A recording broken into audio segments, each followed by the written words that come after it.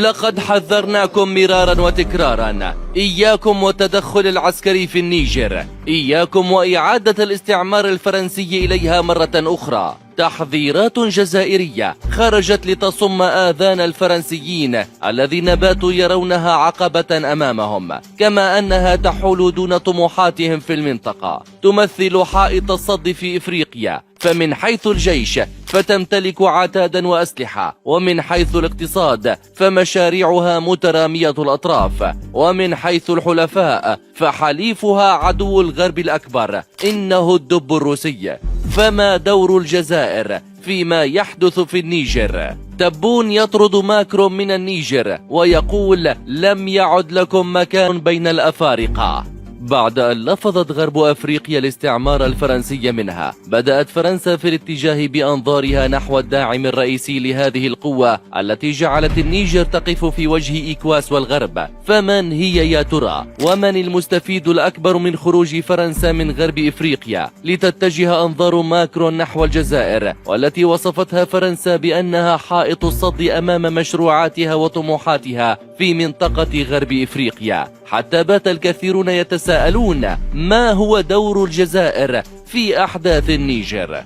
مع انطلاق شرارة الانقلاب العسكري في النيجر، اتجهت فرنسا لوقف العنف في غرب إفريقيا وجارتها الجنوبية النيجر، حيث إن العنف في هذه المنطقة سيضر بمصالحها ومشاريعها الاقتصادية في المنطقة. فالجزائر حصلت على حق التنقيب عن النفط في أراضي النيجر، كما حصلت على اتفاقية إنشاء خط سكك حديدية يربط العاصمة في مالي بالعاصمة في النيجر. كل تلك المشروعات الاقتصادية للجزائر دفعتها للحفاظ على أمن واستقرار المنطقة في غرب إفريقيا. لذا مع بداية تهديدات مجموعة إيكواس للنيجر وإعلانها منح المجلس العسكري في النيجر مهلة أسبوع لإعادة الرئيس الدستوري محمد بازوم لمقاليد الحكم ثانية، إلا أن الجزائر رفضت الحل الإيكواسي وهو التدخل العسكري كما أعلنت المجموعة ذلك. ومع إعلان الجزائر وقوفها إلى جانب النيجر في هذا التدخل العسكري، والذي دفع المجلس العسكري للاعتراض على قرارات إيكواس بكل قوة وحسم، واتكاؤها على الجيش الجزائري والذي يعد أقوى جيوش القارة الأفريقية بعد الجيش المصري،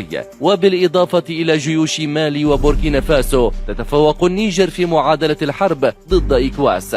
فبعد أن كانت النيجر مرتعا للمستعمر الفرنسي يستنزف خيراتها وثرواتها ومن ثم يلقي إليهم بالفتات أو حتى بالنذر اليسير، انقلبت الأوضاع وتبدلت الأحوال، وباتت فرنسا هي من يتسول الكهرباء حاليا، حيث تعتبر النيجر من أهم موردي اليورانيوم لمفاعلات فرنسا التي تنتج الكهرباء لإنارة باريس وغيرها من العواصم الأوروبية، بينما يعيش أبناء النيجر في فقر مدقع وظلام دامس.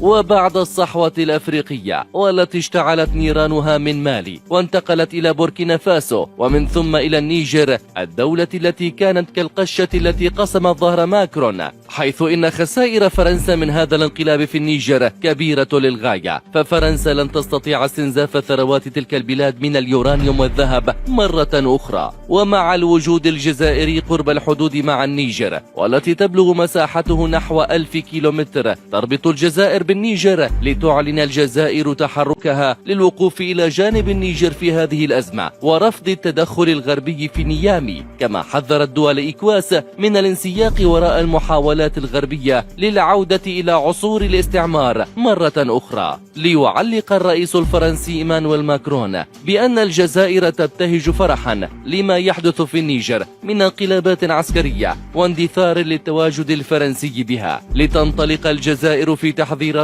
لإيكواس من عقبات وتبعات الانخراط في العمل العسكري في النيجر، حيث أكد رئيس أركان الجيش الجزائري الفريق أول السعيد شنقريحة معارضة بلاده التدخل العسكري الأجنبي في النيجر، محذرا من أنه سيؤدي إلى مزيد من عدم الاستقرار في منطقة الساحل. ودعا شنقريحة خلال كلمته في مؤتمر موسكو 11 للأمن الدولي إلى العودة إلى الوضع الدستوري في النيجر في أقرب وقت، بعيدا عن التدخلات الأجنبية التي ستفرز مزيدا من عدم الاستقرار في المنطقة. وأشار إلى أن الوضع الذي تعيشه منطقة الساحل الأفريقية هو نتيجة مباشرة للانعكاسات السلبية للأزمة الليبية والتدخلات الأجنبية في المنطقة منذ عام 2011 والتطور المقلق للنزاع المسلح في السودان منذ نيسان أبريل 2023.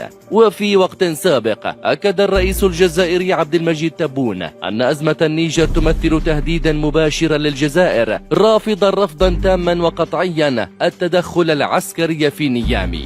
وشدد الرئيس الجزائري في اللقاء الإعلامي الدوري له مع ممثلي الصحافة الوطنية على أن أزمة النيجر تحل بالمنطق وليس بالقوة، مشيرا إلى استعداد بلاده للتدخل من أجل لم الشمل في البلد الجار الأفريقي وإطلاق الحوار. تحذيرات الجزائر نظرت إليها فرنسا بأنها تهديدات للغرب بعدم التدخل العسكري في نيامي، حيث إن هذا التدخل العسكري حتما سيضر بمصالح الجزائر التي تتمدد عبر غرب إفريقيا وتنشئ سككا حديدية وغيرها من مشروعات التجارة والاقتصاد المتعددة. ونتيجة لتنامي الدور الإفريقي وتغليب مصلحة النيجر على غيرها من دول المنطقة وتكوين التحالفات من مالي وبوركينا فاسو إلى جانب النيجر، وبطبيعة الحال فإن الجزائر تعد حليفا خفيا لهم. كل ذلك بعث برسائل للغرب تفيد بأن النيجر لن تعود لفرنسا مرة أخرى، وأن بازوم لن يعود للحكم، وأن سنوات العجاف قد حلت بالفعل على رأس ماكرون.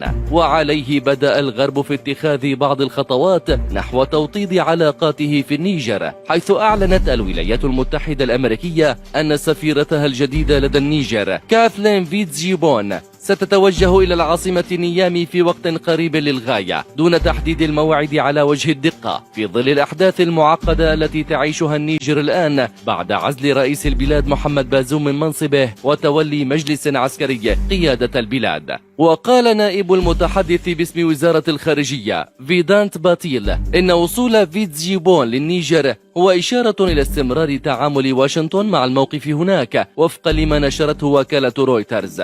وفي وقت سابق أعلنت وزارة الخارجية الأمريكية تعيين كاثلين فيتزجيبون سفيرة فوق العادة ومفوضة للولايات المتحدة لدى النيجر، ووافق الكونغرس على تعيينها سفيرة فوق العادة ومفوضة في 27 من يوليو 2023، لتتجه فرنسا إلى الرئيس الأمريكي جو بايدن لتوجيه اللوم والعتاب له. فكيف تفعل ذلك؟ ألم تستفد أمريكا من الأراضي والثروات في النيجر؟ أليس لأمريكا قاعدة أغاديس العسكرية التي تعج بالمسيرات الأمريكية في النيجر لترد عليها أمريكا بأن المصلحة تقتضي ذلك يا ماكرون؟ إن الولايات المتحدة أيقنت أن فرنسا راحلة إلى زوال، لذا عملت على التمسك بآخر الخيوط التي تمكنها من التواجد في أراضي النيجر. وحتى اللحظة لم تصف الولايات المتحدة ما حدث بالنيجر بأنه انقلاب عسكري، ويرى خبراء أن اعتراف أمريكا بأنه انقلاب عسكري يفرض عليها عدم تقديم مساعدات عسكرية للنيجر، وهو ما ترفضه أمريكا في الوقت الحالي، حيث يرى المحللون أن أمريكا لا ترغب في أن تترك النيجر لقمة سائغة بأيدي الروس.